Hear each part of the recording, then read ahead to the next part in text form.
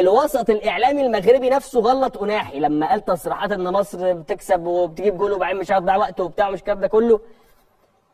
فاحنا ما ردناش، اللي رد الاعلام المغربي وغلط أناحي قال له يا عم انت ما شفتش الناس دي عملت معانا ايه في كاس العالم ده، وما الشعب المصري كله بالاعلام المصري كله كان في ظهر منتخب المغرب.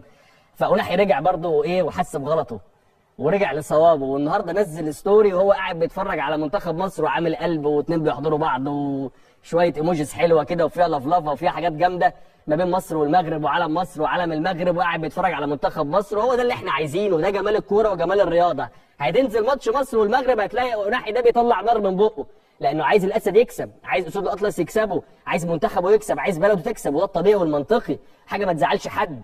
وهتلاقي صلاح ورجالتنا نفس القصه، عايزين مصر هي اللي تكسب وتبقى نمره واحد زي ما هي في افريقيا متسيده ونمره واحد على طول.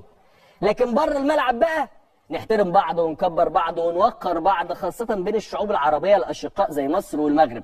فحركه حلوه منك يا اسد، حركه حلوه منك يا عم الاسود يا أناحي، وحركه مقبوله وشيك وفوق دماغنا، والكبار هم اللي بيعملوا تصرفات كبيره. وانت النهارده الاداء وحش، يقول لك ايه ده؟ ازاي انت بتقول كده؟